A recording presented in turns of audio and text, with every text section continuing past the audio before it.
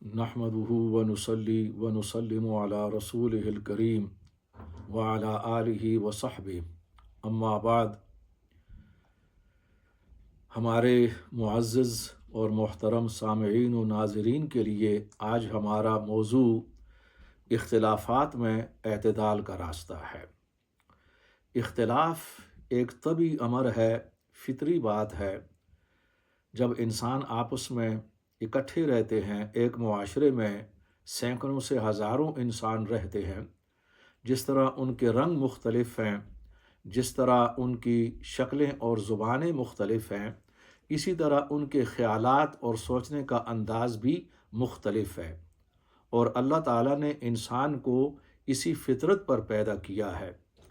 اس لیے اختلاف کا ہونا یہ ایک فطری امر ہے اور اسے اصولی انداز میں سمجھا جائے گا۔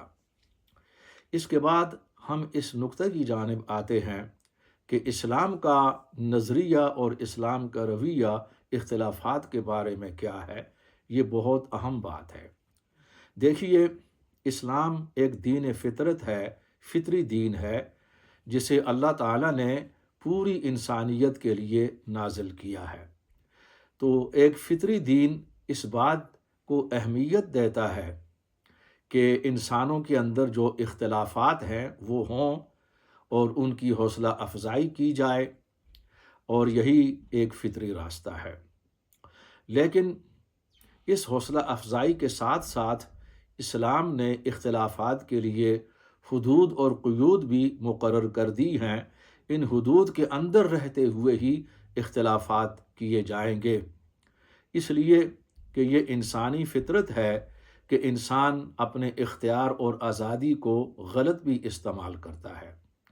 اس لیے ایک طرف جہاں اختلافات کی اجازت دی گئی ہے اور اس کے بہت سے فائدے ہیں، تھوڑی دیر کے بعد ہم بیان کرنے والے ہیں، لیکن وہاں نقصانات بھی ہیں اگر حدود کو پائمال کر دیا جائے۔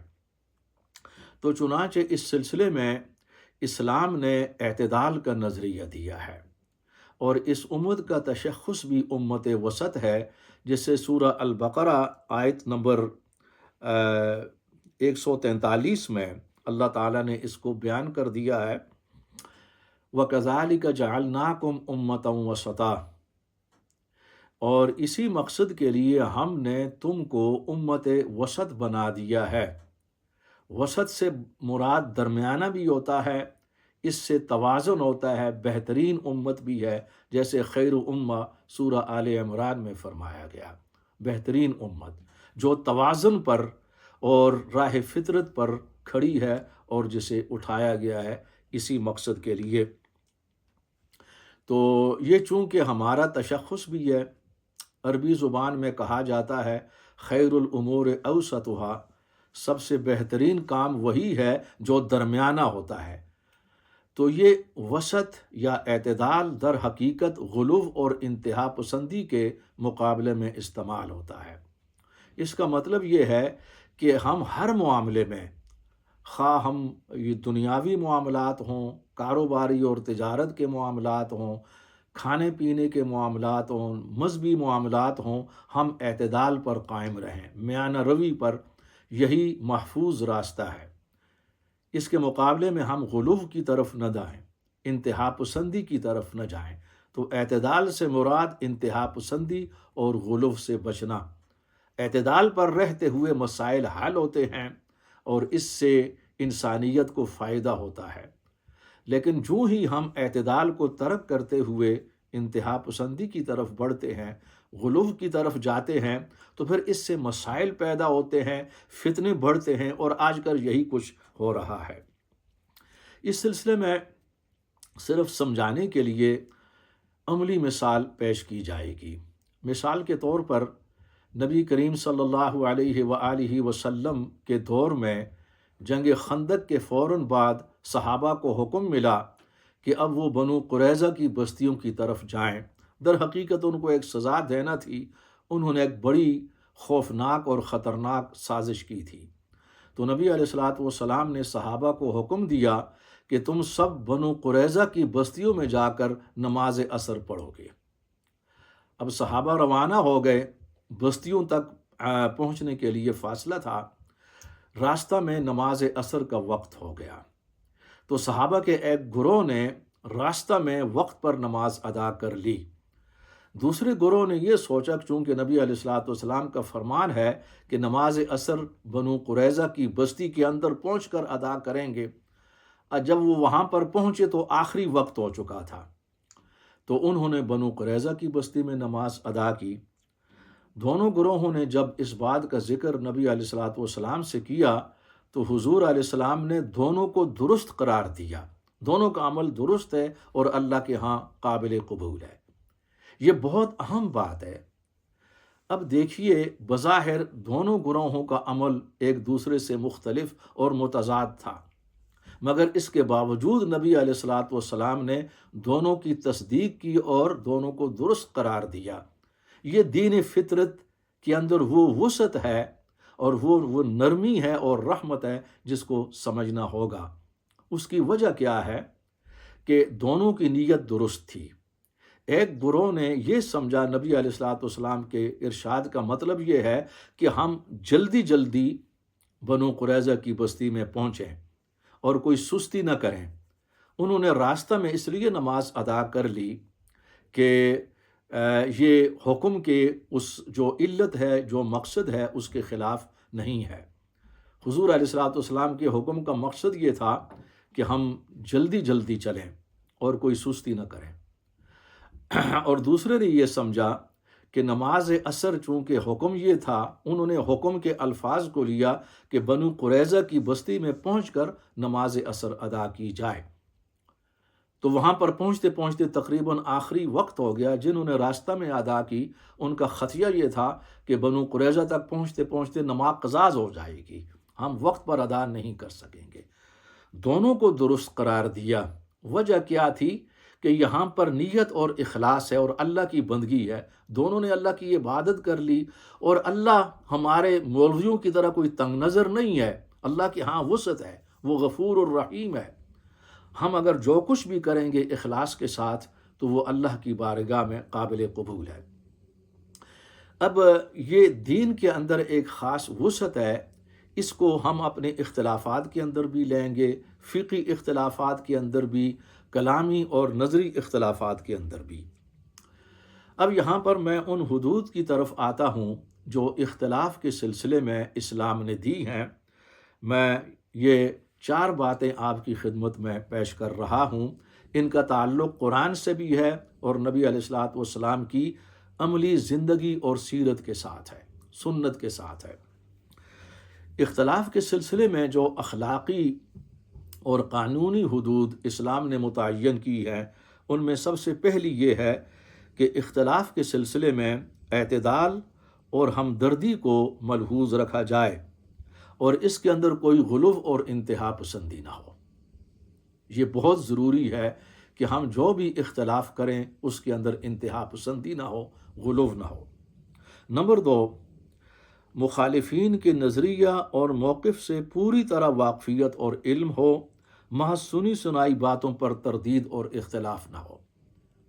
یہ انتہائی ضروری ہے کہ ہم جس گروہ اور جس جماعت کی مخالفت کر رہے ہیں تو ان کے پورے موقف، ان کے پورے نظریہ اور ان کا جو پورا مذہب ہے اس سے واقفیت ہو، پوری طرح اخلاص کے ساتھ۔ نمبر 3، کسی کے متعلق بھی غلط بات اور نظریہ کو منسوب نہ کیا جائے۔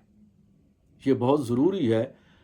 جو دوسرا فریق اور دوسری جماعت نظریہ رکھتی ہے اسی کی روشنی میں آپ اختلاف کریں، اپنی طرف سے کسی چیز کو، کسی بہتان کو نہ تھوپا جائے۔ یہ نہیں کہ وہ رسول کا گستاخ ہے، خدا کا گستاخ ہے، صحابہ کا گستاخ ہے، اہل بیت کا گستاخ ہے، فلاں کا گستاخ ہے، نہیں۔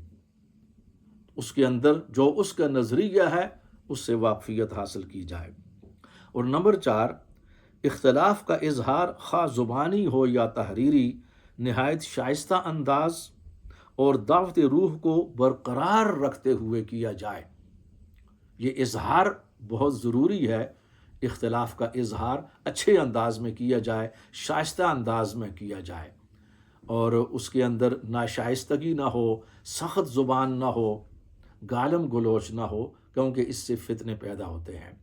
تو یہ 4 وہ اہم اصولی باتیں ہیں، حدود ہیں، جو اختلاف کے سلسلے میں اللہ تعالیٰ اور اس کے رسول نے دی ہے۔ اب ہم آتے ہیں، اگر ان حدود کو برقرار رکھتے ہوئے اختلافات کیے جائیں تو ان کے فوائد کیا ہیں انسانیت کے لیے اور انسانی معاشروں کے لیے۔ اس میں پہلا فائدہ یہ ہے کہ ان حدود کے اندر رہتے ہوئے اختلافات کی شکل میں علوم و فنون میں ترقی ہوتی ہے اور تحقیق کے نئے زاویے اور جہتیں کھلتی ہیں۔ یعنی اس سے علوم میں ترقی ہوتی ہے، نئے زاویے سامنے آتے ہیں، اور یہ ساری مثالیں ہمارے سامنے ہیں۔ نمبر 2، اسلامی علوم و فنون میں اس سے ترقی ہوتی ہے، اور آپ دیکھتے ہیں کہ فقہاء نے اسلامی قانون اور تفاسیر کے سلسلے میں کتنا بڑا کام کیا ہے۔ آج وہ کام نہیں ہو رہا، تشنا پڑا ہے یا جمود ہے، اس لیے کہ ہم نے اختلافات کی حدود کو نظر انداز کر دیا ہے۔ اور تیسرا سب سے بڑا فائدہ یہ ہے کہ جمود اور تنگ نظری سے یہ حفاظت کا بہت بڑا ذریعہ ہے کہ اگر اختلافات کی اجازت دی جائے اور لوگ اختلافات کریں مگر ان حدود کے اندر کریں، تو اس سے جمود ٹوٹتا ہے، اور وہ جو تعصب ہے اور تنگ نظری ہے، اس کے دروازے بند ہو جاتے ہیں۔ لیکن جب ہم عملی صورتحال کی طرف دیکھتے ہیں تو یہ بہت مختلف ہے، اور افسوس کے ساتھ کہنا پڑتا ہے کہ یہاں جتنے بھی اختلافات کیے جا رہے ہیں وہ اسلامی حدود و حدود کو نظر انداز کر کے کیے جا رہے ہیں، اور ان کے جو فتنے ہم اپنی سوسائٹی میں اور لوگوں کے درمیان، مذہبی گروہوں کے درمیان دیکھ رہے ہیں، وہ کسی سے بھی پوشیدہ نہیں۔ اس سلسلے میں ان حدود کی واضح خلاف ورزی کی جا رہی ہے، اعتدال کے بجائے غلو کا راستہ اختیار کیا جا رہا ہے، اور سب سے زیادہ افسوسناک بات یہ ہے کہ مناظروں کا ایک بہت بڑا بازار گرم ہے۔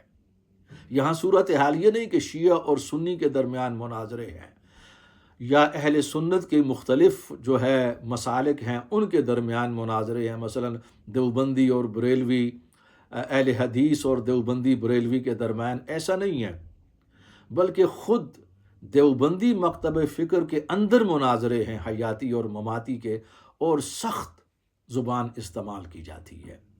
خود بریلوی مکتب فکر کے اندر کلامی اختلافات ہیں، گروہ ہیں، ان کے مناظرے ہیں، سوشل میڈیا پر سخت زبان ہے۔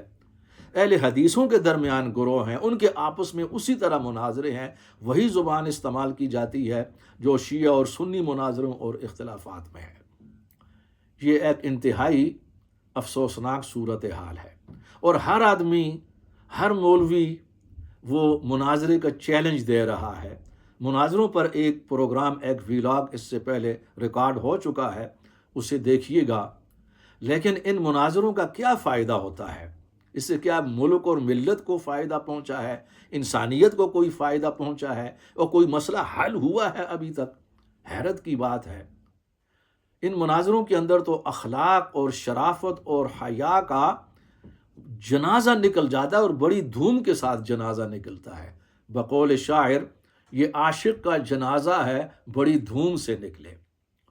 تو اس بات کی ضرورت ہے کہ ایک علمی تحریک اٹھے اور اس صورتحال کو قابو کرے، اور علماء کو اور دینی طلباء کو ایجوکیٹ کیا جائے، اور ان کو تربیت دی جائے کہ وہ اختلافات کریں، لیکن اس کو برداشت کریں اختلاف کو، اور اختلاف حدود کے اندر رہ کر کیا جائے۔ تو میں اپنے تمام سامعین اور ناظرین سے گزارش کروں گا کہ وہ اس پیغام کو زیادہ سے زیادہ پھیلائیں۔ میں شکریہ بھی ادا کرتا ہوں آپ لوگوں کی حوصلہ افزائی اور آپ کے تبصروں اور آراء کا، جو ہمارے ان پروگراموں کے متعلق آپ مسلسل دے رہے ہیں۔ وما علینا الا البلاغ۔